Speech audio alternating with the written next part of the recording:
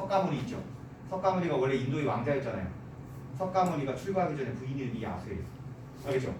석가모니 부인 이름이에요. 알겠어요? 자, 야수가 목련에게, 자, 목련이 바로 석가세존의 석가모니의 제자입니다. 알겠어요? 야수가 목련에게 세존의 안부를 여쭙고 말씀하시기를 무슨 일로 오셨습니까? 라고 했는데 묻자꾸가 여쭙고로 해석돼 있지. 자, 그러면 봐봐. 묻자꾸는 객체 높임법인데 그럼 앞에 목적어가 있지 않나요? 세존의 안부를 묻자꾸 이렇게 나와 있죠. 그지? 자, 그러니까 결국 세존의 안부라는 대상을 높인다. 이렇게만 이해하면 되는 거예요. 자, 됐어요? 그 다음에 니라샤데, 샤 보이니? 니라샤데, 알겠지? 샤가 뭐예요? 주체 높임 선언한 어미라고 했지? 그러면 니라샤데가 뭘로 해석되냐면 말씀하시기를. 그럼 누가 말한 거예요? 누가 말한 거예요? 현대풀을 보니까 누가 말했어요? 야수가 목련에게 말한 거죠? 그러니까 야수를 높이는 거예요. 이해돼요? 자, 오신이 있고 라고 했죠. 이거는 야수의 말이거든. 야수가 목련에게 무슨 일로 오셨습니까? 라고 얘기했죠. 그럼 무슨 일로 오셨습니까가 바로 야수의 말이에요. 알겠죠? 오신이 있고는 시, 주체 높임이죠. 그러면 오다의 의미상 주어는 누구예요? 온 건 누구예요? 목련이지? 목련이지? 그래서 목련을 높인다고 보는 거고, 그 다음 있고 할 때 이 상대 높임 선언한 어미라고 했죠. 상대 높임 선언한 어미지. 그러면 상대를 높이는 겁니다. 자, 그러면 이야기를 듣는 사람도 누구예요? 목련인 거예요. 알겠어요? 이해돼요? 그러니까 이거는 주체도 목련, 듣는 사람도 목련. 둘 다 목련을 높인다 이렇게 보는 거예요. 이렇게 연습하면 되는 거. 자, 됐지? 그 다음에 상대 높임법의 변화인데 현대 국어에서는 상대 높임 선언한 어미는 쓰이지 않아요. 자, 바로 묶어봐. 상대 높임 선언한 어미는 쓰이지 않고 사라졌습니다. 그지? 오로지 뭘 통해서만? 종결 표현을 통해서만 상대 높임을 실현합니다. 자, 됐어요? 자, 이제 어미는 뭐 이제 어려운 거 다 했어요. 중세 다 했으면 이제 거의 다 끝난 거예요. 알겠지? 자, 그 다음 어미는 현대 국어에는 쓰이지 않는 고유어가 많이 쓰였다는 건데 뇌, 가람, 슈룹, 온, 지문 이렇게 돼 있는데 뇌는 산인 거 알고 있죠? 가람은 강이고 슈룹은 우산이에요. 알겠지? 슈룹은 우산이에요. 요즘에 슈룹이라는 드라마 하는 거 알아요? 몰라요? 넷플릭스 드라마 중에서 슈룹이라고 있는데 그 슈룹이 우산을 말하는 거예요. 알겠죠? 자, 됐어요? 응. 그 다음에 온이 100, 지문은 1000 이렇게 되는 거죠. 지금은 사용돼야 안 돼요. 지금은 다 사용되지 않는 우리 고유어입니다. 알겠죠? 한자어를 많이 사용했고 지속적으로 한자 사용 빈도가 높아져요. 자, 그 다음에 중국어가 귀화하여 고유처. 이건 알아도 니네 우리말처럼 쓰이는 것 같지만 붓, 먹 그러잖아요. 아, 붓, 필 그러죠. 그 안에 한자가 필로 읽히거든. 근데 이 필이 중국말로 붓이라고 읽히거든. 그러니까 붓이 중국어예요. 네, 중국어도 뜻과 소리값이 따로 있잖아요. 안 그래요? 그러니까 이 붓 자체가 중국말이라고. 알겠어요? 그 다음에 우리는 먹, 묵 그러지만은요, 이 묵은 우리말 의미고요. 사실 중국에서는 먹이라고 읽는다고. 알겠죠? 자, 사탕인데 이거 원래 사당이에요. 우리 한자로 보면 사당이거든. 근데 중국 사람들은 사탕으로 읽어요. 알겠죠? 자, 이런 것들이 다 중국어가 귀화한 겁니다. 그 다음에 몽골에서 들어온 외래어, 여진에서 들어온 외래어도 있는데 몽골어는 바톨 같은 거. 자, 바톨 말고 또 생각나는 거 있나요? 임금님 밥상은 뭐라고 불러요? 응? 임금님 밥상은 수라상 그러지. 수라 이런 거 수라. 그 다음에 오라메 이런 것들이 다 몽골에서 들은 거예요. 알겠죠? 그 다음에 여진어는 두만감 할 때 그 두만이 원래 투먼이 그래가지고 이 두만이 바로 여진족 말이에요. 알겠죠? 자, 이제 근대 국어 넘어갈게요. 근대 국어는 중세 국어에서 변화가 많이 발생합니다. 그러니까 중세 국어를 기반으로 봐야 돼요. 그리고 근대 국어는 많은 부분에서 현대 국어랑 많이 비슷해졌어요. 알겠죠? 자, 됐습니까? 임진왜란 직후가 중요합니다. 17에서 19세기까지고요.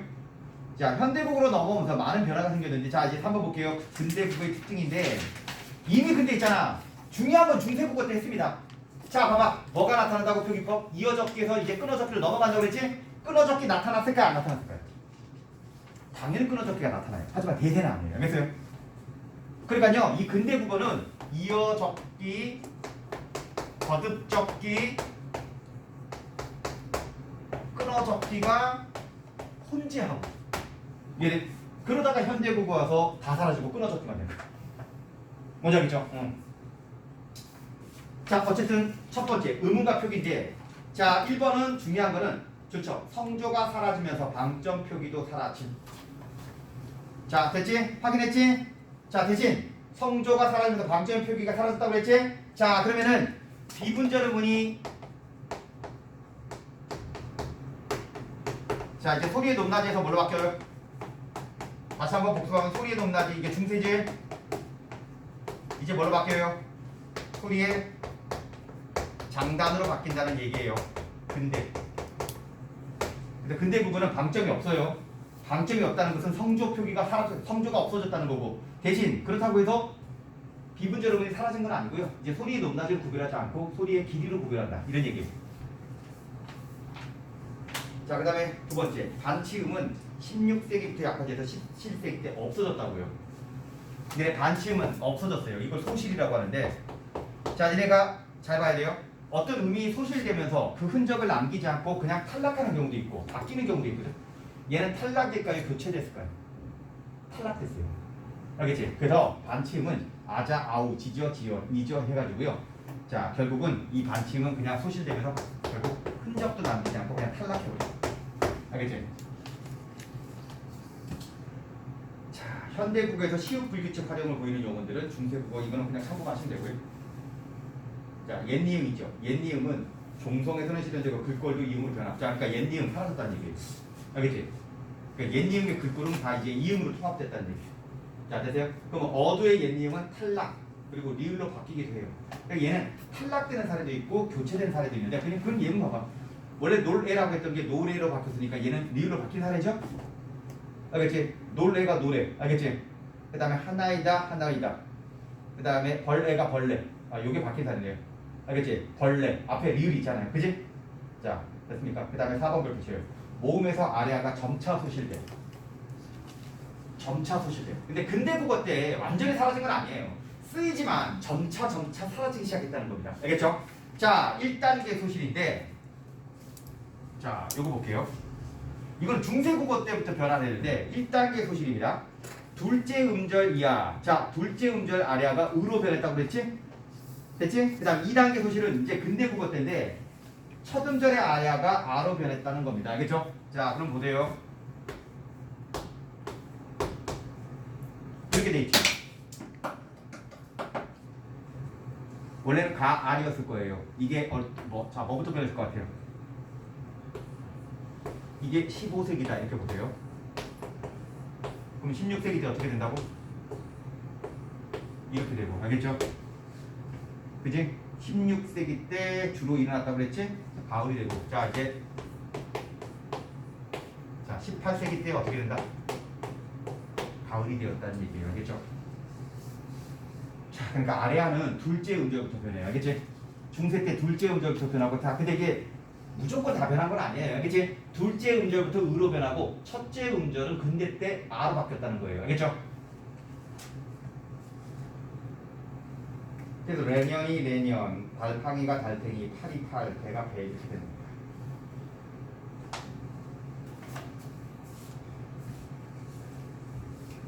자, 그럼 뭐야?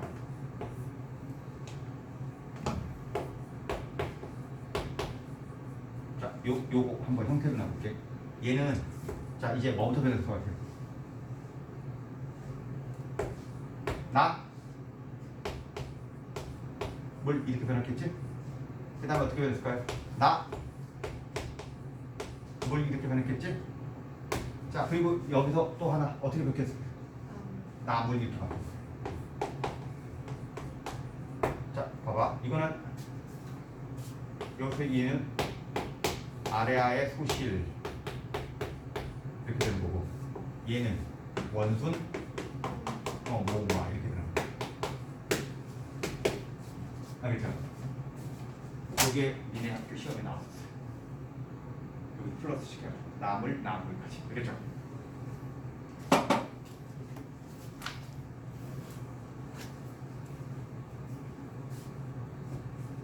자, 그 다음에 5번은 좋죠? 어두자원군 소멸. 어두자원군 없다. 그 말 알겠지? 어두자원군 없어. 그러니까 어두자원군 표기조차 사라졌다는 얘기예요. 알겠죠? 그러니까 비읍계 합형 명소가 사라졌고 이제 남은 건 시옷계밖에 안 적혀있는데, 아까 얘기했지만 시옷은 된소리 표기하는 거라고 했죠? 알겠지? 시읒 디귿 시읒 지읒 이런 것들은 된소리 표기하는 거라고 했지? 그러니까 비읍 이중자음은 표기는 사라졌다는 겁니다. 그 다음에 6번 중요하죠. 이중범위였던 애니, I, 어이를 익히던 것이 드디어 단모음으로 변했다고 그랬지? 자 다시 앞에서 외우라고 했죠? 근대 국어의 단모음은 애와 애가 포함되고 아래가 탈락합니다. 알겠지? 그래서 아, 어, 오, 우, 의 6개에다가 애까지 총 8개가 되는 거야. 알겠죠? 그 다음에 7번 야 드디어 뭐가 나타났다고? 미음, 비음, 피음 밑에 있는 의가 우로 변하기 시작해요. 원순모음화가 나타나기 시작했다는 거야. 근대 국어인데 알겠지? 자 이게 바로 뭐냐면 7번 근대 때부터 뭐가 나타난다? 원순 모음화 출현. 중세 때는 절대 없었어요. 출현. 원순 모음화가 출현했다는 얘기고 그 다음에 리을 두음 법칙의 변화가 생겨 어두의 니은이 탈락되기 시작했다는 건데 탈락되기 시작했다는 건지 완전히 다 탈락한 건 아니에요. 그러니까 뭐가 출현했다? 두음 법칙이 출현했다는 얘기예요. 알겠지? 두음 법칙 출현. 자, 17, 18세기는 9개음화 나타났다. 자, 디다가 지다로 표기가 바뀌었고 치다가 치다로 바뀌었죠. 그 다음 9개음화 출현 이렇게 되는 거예요. 중세 때는 없어요. 9개음화 출현까지. 자, 그 다음 10번도 우리 미리 공부했었죠? 10번 종성 받침 표기에 기역, 니은, 디귿 없어요. 디귿 없다고. 기역, 니은, 리을, 미음, 비읍, 시읒 그냥 이음. 예닝 아니야. 예닝 아까 앞에서 없어졌다고 했잖아요. 그지? 자, 요 7자를 사용하는 몇 종성법? 그렇지, 7종성법 이렇게 됩니다. 자, 그래서 종성의 디귿과 시읒은 발음상의 구별이 어려워서 좋죠. 디귿을 뭐로 적는다? 시읒으로 적는 경우야. 알겠지? 그러니까 중세 때 디귿을 적던 것을 이제 시옷으로 적기 시작하면 근대 국어의 특징이라고 보면 돼요. 알겠지? 자 그럼 보세요. 중세 때는 뭘로 적었어요? 엇이라고 적던 거죠. 이게 근대 때는 엇이라고 적기 시작했다는 거야. 시옷 표기. 그런 다음에 시옷 표기가 현대까지 이어져 내려오는 거 아니니? 근데 웃긴 거는 저 시옷 표기가 이제 발음이 어떻게 되니? 시옷으로 적고 디귿으로 발음하잖아요. 현대 국어에. 알겠죠? 자, 9. 거듭적기의 방식이 나타납니다. 자, 거듭적기는 중세 이어적기 방식이에요. 과도기적 현상입니다. 알겠죠? 민금이를 민금미, 먹을 먹벌 이렇게 적는 거예요. 알겠죠? 자, 그다음 문법. 주격조사가 뭐가 출현했어요? 가가 출현했다는 거예요. 이제 본격적으로 이와 구별될 때 시작했다. 알겠지? 자, 이거는 배 더하기 뭐니? 이렇게 된 거거든. 이 중세 때. 자, 중세 때는 이렇게 돼요. 알겠죠? 이게 2로 끝났잖아요. 알겠지? 2로 끝났잖아. 그러면 없죠. 근데 이게 근대가 되면서 어떻게 돼? 배, 아, 이렇게. 이렇게.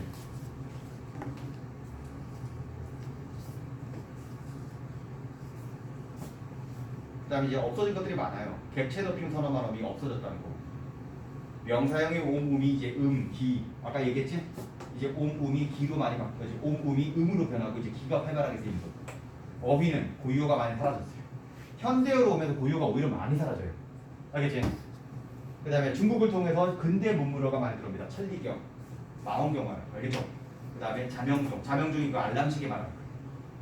가보기업 이후에는 일본의 영향을 받아가지고 일본식 근대 문물이 많이 들어왔어요. 그렇죠? 이게 어휘의 의미 변화가 일어납니다. 어여쁘다가 불쌍하다 해서 자 불쌍하다에 드셨다는 거지. 알겠지? 자 이제 어리다가 어리석다 해서 나이가 어리다가 이제 분화가 되기 시작합니다. 자 이런 변화가 전부 다 근대에 일어나기 시작했다. 그런 얘기입니다. 현대국어는 그냥 읽어보세요. 알겠죠? 현대국어는 그냥 읽어볼게요. 20세기 이후의 국어인데 개화기를 거치면서 한글이 국문으로 인정받게 되고 표기생활도 이전과는 다르게 됐다. 또 막 한글이 국문으로 인정받는 거 당연한 거 아니야? 조선시대 때는 천대가 났어요. 알겠지? 근데 조선시대 때 오히려 한문문학이 훨씬 더 발달한 거지 한글을 쓰는 것은 여성계층이라든지 민중계층에 국한되었어요. 얘네 그래가지고 결국 지배계층으로부터 천대를 받았다고요. 알겠죠? 자 그런데 이제 개화기를 거치면서 한글이 공식적인 우리 공식적인 문서에 사용되기 시작했다는 거예요. 근데 조선시대 공식적인 문서 다 한문으로 되어 있거든요. 알겠죠? 일제 강점기를 거치면서 이 국어에는 일본어의 흔적이 많이 자리 잡게 되었는데, 니네 여기서 일본의 흔적 그거 말하는 게 아니야. 그냥 참고 들어. 이거 중요한 게 아니고요. 여기 일본의 흔적 와르바시 이런 말을 말하는 게 일본어를 말하는 게 아니야. 그러니까 봐봐. 일제 강점기를 거치면서 우리말은 일본어를 많이 사용했거든. 와르바시. 와르바시가 뭐예요? 그러니까 니네 모르죠. 와르바시가 나무젓갈. 찌매끼리. 스매끼리라고 하는데. 스매끼리가 뭔지 알아? 아, 왜냐면은 우리 할머니는 1919년에 태어나셨거든요. 1919년에 태어났는데 문맹입니다. 우리 글을 몰라요. 근데 일본말을 되게 잘합니다. 스매끼리 어딨나? 그러니까. 스매끼리가 손톱깎이. 알겠지? 요지 이쑤시개. 이런 식으로 꼭 할머니는 벤또 가가라 이런 식으로. 벤또라는 말을 써요. 벤또. 도시락. 알겠죠? 너는 근데 하나도 모르죠? 이게 일본어니까 다 순화가 된 거예요. 이래. 근데 아직도 있잖아. 건설 분야나 토목 분야에는 아직도 일본말을 많이 써요. 예를 들어서 너네 영어도 일본식 영어 많이 있지? 콘크리트를 옹굴이라고 한다든지. 뭔지 아세요? 뭐 일단 우리가 일반적으로 영어로 알고 있는 것 중에서 일본에서 만드는 일본식 영어도 되게 많아요. 자, 예를 들어서 얘들아, 우리말처럼 쓰고 있는 것 같지만 사실 일본에서 만들어진 한자가 되게 많아요. 예를 들어서 제 처지를 생각해 주세요. 이건 우리말이에요. 근데 제 입장을 생각해 주세요. 입장이란 말은 일본에서 만들어진 말이에요. 뭐 이런 식으로 일본식 한자가 많이 생겼어요. 알겠지? 근데 이젠 그것까지 순화하기 좀 힘들어요. 알겠죠? 자, 됐어요. 갔다 와.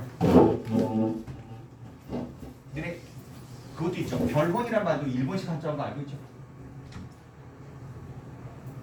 중국에서는 절대 결혼이란 말. 그러니까 우리는요 중국에서 들어온 한자를 그대로 쓰고요. 일본은 그걸 변형했습니다. 그래서 중국에서도 결혼이란 말을 잘 몰라요. 알겠지? 원래 홀레라고 해요. 혼인, 홀레. 근데 거기서는 결혼 이렇게 돼요. 알겠죠? 자, 됐어요?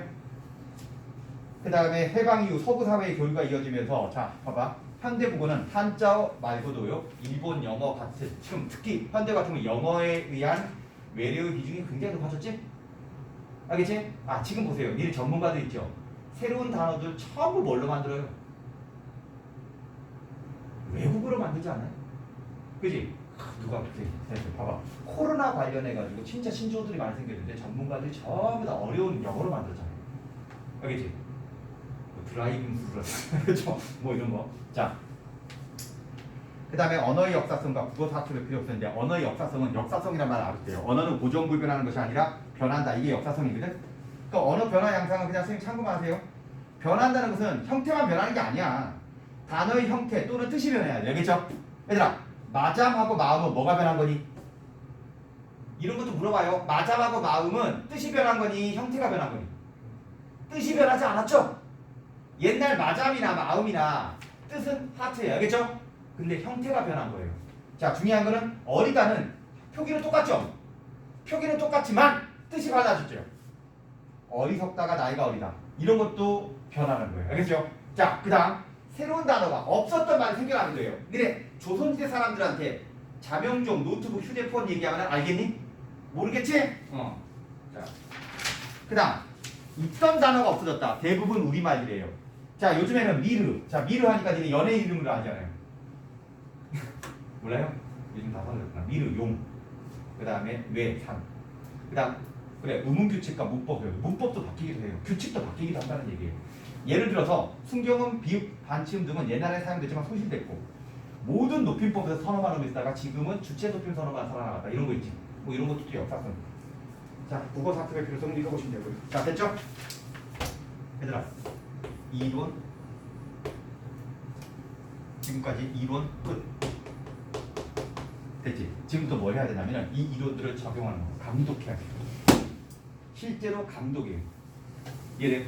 그러니까 지금 이 이론을 한 이유는 이 이론들을 실제 예문에서 적용해야 돼. 알겠죠? 근데 괜찮아. 괜찮아. 외부 지문 나와야 안 나와요. 쌤이 걱정했던 것은 니네들이 프린트로 외부 지문을 줄까봐 걱정했거든요. 외부 지문 줬어요? 안 줬지? 그러니까 여기 있는 것들만 잘 보면 돼요. 알겠지? 쌤이 학교 수업 뭐 할지 몰라가지고 그냥 넘치도록 해놨어요. 알겠지? 넘치도록 해놨으니까 니네가 선별해서 보면 돼요. 그리고 맞춤법은 니네가 시험법이 지난주에 나오기 전이기 때문에 맞춤법은 쌤이 교과서인 거 다 했거든요. 그러니까 니네 맞춤법 프린트만 잘 봐요. 알겠죠? 그 쌤이 준 거 봐. 이거 니네 학교 프린트 보세요. 보니까 아씨 내가 지난주에 준 거 있잖아. 자동 수정이 돼가지고 자주천이나 한번 맞춰보 보고 깜짝 놀랐어요. 엔터 치니까 다 자동 수정돼 있더라고. 기술의 발전이 다 좋은 건 아니에요. 그래서 얘들아, 니네 학교 프린트 잘 보도록 하시고요. 자, 그러면은 맨 처음에 석고상절 권 6. 이거 중세 국어예요. 알겠죠? 몇 세기 국어냐면은 15세기 중세 국어예요. 아까도 얘기했지만, 자, 이거는 현대어 풀이 기본입니다. 야수, 목련다려, 세존의 안부를 붙잡고 미라샤대, 무스무라 오신이 있고. 현대어 풀이가 야수가 목련에게 세존의 안부를 여쭙고 말씀하시기를 무슨 일로 오셨습니까? 이렇게 되는 건데, 니네 일단 이거 보면은 방점 있어요, 없어요? 있지?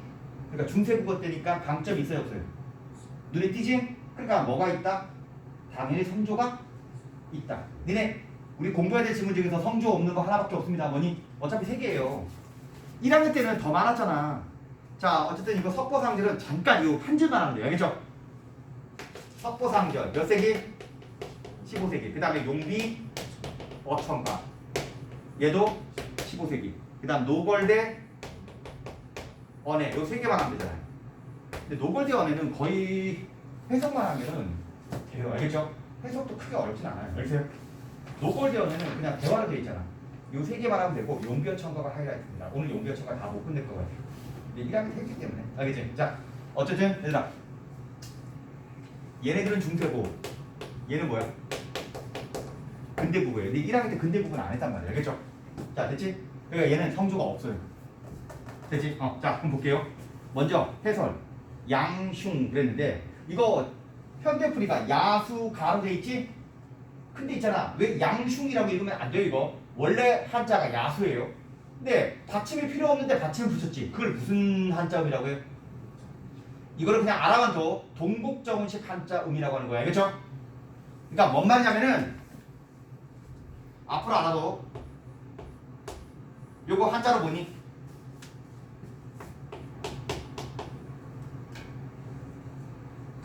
자, 이거는 한자 표기 방법 볼게요. 한자 표기 방법은 자, 1. 한자만 표기하는 게 있습니다. 한자만 표기하는 게 있어요. 이 한자만 표기하는 게 용비어 청가랑 노골대원이에요. 한자만 표기했기 때문에 이거는 우리말의 특징 발견할 수가 없어요. 알겠죠? 자, 그 다음에 요거를 두 번째 이렇게 정리하겠습니다. 이렇게 놓고 세 이렇게 정리했어요. 자, 그 다음에 이거는 현실 한자.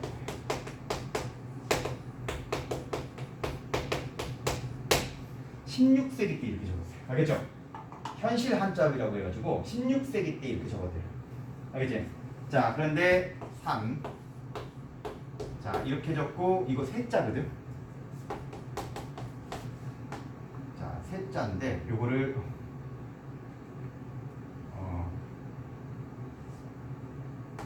이렇게 이렇게 적었어요. 이게 바로 동국 정운식 한자.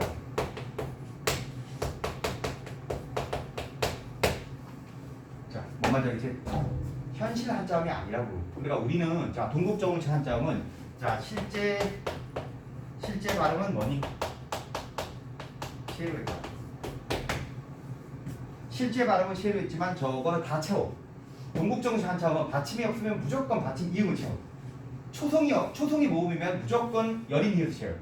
이해돼? 자, 됐습니까? 그럼 먼저 참고로 알아둘게요. 참고로 니네 특징 보면 1번 동국정식 한자음 있지? 얘가 교과서 없으니까 참고만 하세요. 동국정식 한자음은 자, 우리말 한자음을 어디 원음에 가깝게? 중국 발음에 가깝게 적는 거예요. 알겠지? 그러니까 중국음에 가깝게 표기하는 방법으로 자, 이거만 알면 돼. 이상적 한자음이에요. 알겠지? 왜냐면 그 당시 우리는 중국을 이상적인 국가로 여겼잖아. 안 그래요? 우리가 4대 했잖아. 그러니까 한자가 중국에서 들어온 거기 때문에 중국은 웬만하면 다 발음되나 봐. 알겠어요? 그래서 중국식으로 발음에 가깝게 적는 것을 이상적 한자음으로 여겼어요. 자, 동국정식 한자음은 이겁니다. 받침이 없는 글자에는 무조건 이음은 채워요. 순경은 미음 말고 이음만 이렇게. 받침이 없는 글자 이음 채워요. 알겠어요? 선생님, 받침이 있는지 없는지 어떻게 알아요? 현대어 풀이 보면 돼요. 알겠죠? 현대어 풀이 보면 야수라고 나왔잖아. 그지? 근데 양숭이라고 적었지? 그러면 받침이 없는데 받침을 채운 거예요. 알겠어요? 자, 그리고 실제 발음하지 않았습니다. 그 다음에 3번 모음으로 시작되는 글자에는 연인 이웃을 채웠어요. 알겠죠? 그러니까 우리말에서 모음으로 시작되는 글자가 있죠. 근데 그것도 의식적으로 연인 이웃을 채웠어요. 알겠지? 그래서 실제 발음하지 않았습니다. 됐어? 3번까지만 이해하세요. 4번하고 5번. 그러니까 4번만 알아도 우리나라 의미 아닌 거 중국어랑 각각 했는데 자 어쨌든 2번, 3번만 핵심이 알겠어요? 5번 버리세요. 5번 보지도 마. 알겠죠? 이거는 옛날에 1학기 때만 보는 거니까 5번을 지워요. 이형벌에 이런 거 몰라도 돼요. 자 어쨌든 다시 돌아와가지고요. 야수가 석가모니가 출가하기 전에 왕비인데 왜 동국정시 한자인지 알겠지? 야수인데 받침형인데 받침 이유 붙였으니까. 자 그럼 봐봐. 그러니까 얘들아 야수 했을 때 양슝 했을 때 그건 받침으로 인정하지 않는 거예요. 받침으로 인정하지 않으니까 주격조사가 뭐가 온 거예요? 그냥 이음이 없는 이가 온 거죠. 이해돼? 앞말이 몸으로 끝났으니까 주격조사 이가 온 거예요. 알겠어요? 자 그래서 그거 가로 해석되는 거죠. 안 그래요? 11조. 목련다려. 자 목련다려. 목련에게. 자 다려는 부사격 조사입니다. 목련은 석가모니의 제자 중에 한 명이에요. 자 그 다음에 행종 안부라고 했는데 이거 봐봐. 이거를 해석할 때 세존의 안부라고 해석했으니까 동국정시 한자가 뭐 있어요? 쉔 있죠? 쉔 존 아니에요. 존은 원래 받침이 니은이잖아. 쉔 이거하고 또 뭐 있어요? 안부할 때 원래 안부가 이거 아니니? 안부가 아닌데 이거를 한부라고 적어놨죠. 실제로 한부라고 발음하지 않아요. 그냥 안부예요. 알겠어요? 형식적으로 채운 거예요. 이해돼? 자 그러니까 안부고요. 그리고 봐봐. 부도요. 뒤에 받침이 없는데 받침 순경은 미음 붙여놨죠. 받침이 없는데 받침 붙여놨지. 이런 거 전부 다 뭐냐? 동국정시 한자음이에요. 알겠어요? 그냥 참고로 알아두세요. 그러니까 봐봐. 생존 그랬을 때는요. 세존이고 여기서는 생이 동국정시 한자음입니다. 자 여기서 시옷 관형격 조사 의인데 왜 시옷인지 알겠어요? 세존 사람이야 아니야? 신도 사람이에요. 알겠죠? 그리고 석가세존이잖아. 높여야 돼 안 높여야 돼요? 높여야 돼요. 알겠죠? 그러니까 이 세존이 존대의 사람이기 때문에 세존이 존대의 사람이기 때문에 관형격 조사 시옷이 온 거예요. 알겠죠? 자, 그다음 안부는 두 글자 모두 동국정시 한자입니다. 자, 중요한 거는 별표죠. 묻잡고가 출제 1순위입니다. 알겠죠? 결국 이거 사례가 묻잡고 할 때 잡 때문에 나온 거거든. 교과서에 이 잡 때문에 나온 거예요. 객체 높임 선어 발음이하고 그 상대 높임 선어 발음이야. 알겠지? 요게 중요한 거예요. 묻잡고는 묻고 가운데 잡이 들어간 거지? 묻고 가운데 잡이 들어간 거니까 자 여기서 잡이 객체 높임 선어 발음인데 목적어 뭘 높인다? 그러니까 현재형으로 그러니까 앞말이 세존의 안부를이라는 목적어가 있죠? 세존의 안부를 높이는 거예요. 그지? 그래서 이거는 현재형으로 풀이한다면 특수어의 연축보가 되는 거예요. 알겠죠? 니라샤대 별표시대요. 역시 니라샤대도 이르시기를 말씀하시기를인데 시가 보여? 샤네요 샤. 알겠지? 샤 보이죠? 요것 때문에 나온 거니까 이것도 출제 1순위죠. 안 그래요? 자 그러니까 원래 니라다라는 말이 있어요. 이르다라는 말이죠. 자 이게 어간이고요. 얘들아 지금 현대형 풀이 보니까 이르다로 돼 있죠. 니라다가 이르다로 됐지. 그러니까 이건 두음법칙이 현대에 나타난 겁니다. 그러니까 이거는 두음법칙이 적용되지 않은 사례예요. 이해되죠? 두음법칙이 적용되지 않은 사례고 샤는 주체 높임의 선어 발음인데 아까 얘기했듯이 누가 말씀하신 거예요? 누가 이르신 거예요?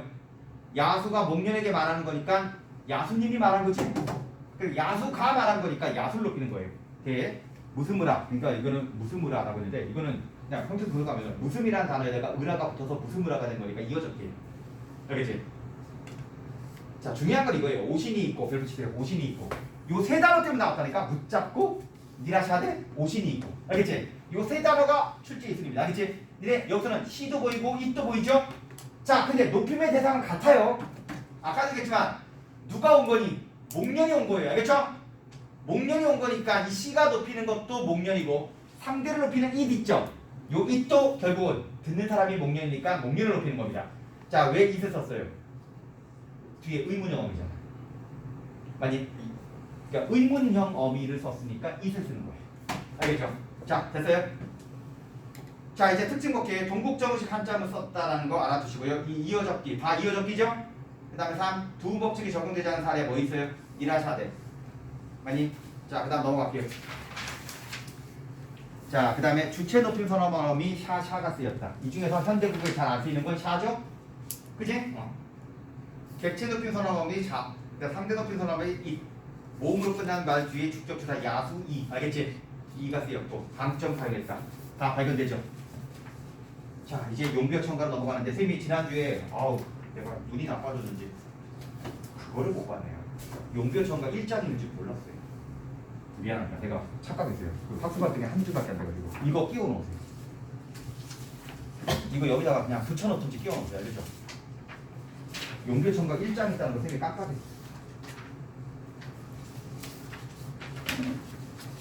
아니 그 학습활동에 용비어첨가 1장이 이렇게 따끔하게 간단하게 나왔는데 그거를 선생님 미처 못 봐가지고요. 다시 수업 준비하다 보니까 용비어첨가 1장을 놓친 거예요. 내가 니네들 빨리 주느라고 예습하라고 했는데 여기다가 잊어버리지 않도록 끼워놔요. 알겠죠? 자 이제 요걸로 볼게요. 니네 용비어첨가는 1445년인데요. 니네 한글 반포가 몇 년도예요? 아까 1443년에 만들어져서 1446년에 공식적으로 반포한 거거든? 근데 그 전에 45년에 지어진 거잖아요. 그러니까 용비어첨가는 문학 작품인데요. 문학성이 그렇게 뛰어나진 않아요. 왠지 알아요? 세종이 명해가지고 이제 조선 건국의 공적 있는 역대 조상님들 있지? 왕들의 업적을 찬양한 찬양시예요. 알겠어요? 대서사시입니다. 그러니까 조선 건국의 정당성을 입증하는 그런 내용의 시거든요. 오히려 이 용비어첨가는 문학성보다는 얘들아 어학 연구의 자료입니다. 왜죠? 용비어첨가는 한글이 창제된 이후 최초의 창작 문학이에요. 알겠죠? 이해돼요? 근데 석보상절은 불경 번역한 거거든. 석보상절 불경을 번역한 거예요. 알겠죠? 근데 이거는 창작 문학이에요. 그러니까 한글 사용의 시험 때문에 정인지 등이 세종의 명을 받고 지은 거예요. 알겠죠? 우리말 연구에 귀중한 자료입니다. 자, 먼저 용비어첨가 제1장인데 자, 일단 용비어첨가는 특징이 있어요. 특징인데 뭐냐면은 대꾸법을 자주 사용합니다. 특징은 대꾸법. 알겠죠? 그 다음에 중국의 사적과 우리나라 사적 비교.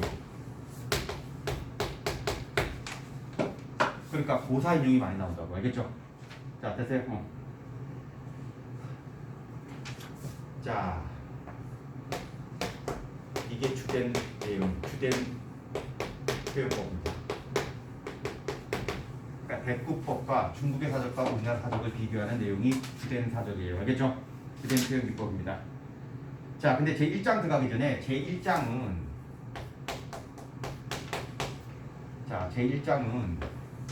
대꾸법 안 써요. 알겠죠? 일단 제1장은 대꾸법이 안 나옵니다. 알겠어요?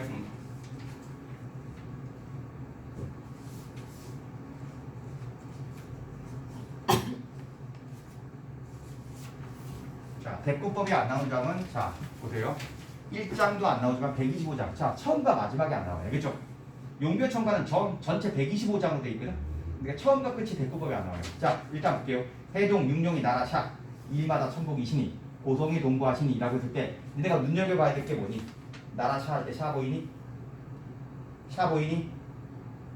그 다음에 천복이 신이 할 때 시 보이죠? 그 다음에 고성이 동부하시니 할 때 시 보이죠? 자, 딱 보니까 주체 높임의 선어만 어미들이 3개나 발견되고 있지? 그리고 주격조사 뭘 썼어요? 이를 쓰고 있죠? 자, 그게 눈에 들어와야 돼요. 그리고 방점 있어 없어요? 방점 있죠? 자, 현대어를 볼게요. 우리나라의 여선용인데 이 여선용은 육룡은 임금님을 말합니다. 자, 그러니까 조선 건국에 공이 있는 여선 임금이에요. 이 중에서 실제 임금은 나머지는 4명은 명예왕이고요. 실제 임금자리에 오른 것은 태조하고 태종밖에 없어요. 알겠죠? 자, 나시오, 출생하시오. 하는 일마다 모두 하늘이 내린 복이십니다. 중국 고대 성분들이 하신 일과 일치합니다. 자, 그래서 조선 건국의 정당성과 천명성에 대해서 이야기를 하는데 천명은 하늘의 복을 내렸다는 거예요. 알겠죠? 대포법은 나오지 않아요. 자, 일단 볼게요. 제1장 해동육룡인데요. 옆에 있잖아. 그 각주 해동육룡에 적어놓은 것은 그냥 선생님이 그냥 일부러 그렇게 해놓은 거예요. 알겠어요? 교과서에도 일부러 도금 달아놓은 거지? 그러니까 용비어첨가는 한자음 표기 나와야 안 나와요? 용비어첨가는 한자음 표기 없어요. 그냥 한자만 적은 겁니다. 알겠어요? 그러니까 동국정식 한자음을 적진 않았어요. 대신 현실 한자음을 적었느냐? 그것도 틀린 거야. 현실 한자음이든 동국정식 한자음이든 한자음 자체를 적질 않았어요. 그럼 해동육령은 뭔데요? 해동육령은 현대원들이 그냥 옆에 붙여놓은 거야. 알겠지? 그러니까 교과서 저자가 붙여놓은 거라고. 알겠어요? 우리가 읽어야 될 거 아니에요. 해동육령이 나라샤라. 근데 해동은 니네 해동 성국 들어봤지? 해동이 바로 우리나라입니다. 알겠지? 육령은 6마리 용인데 6명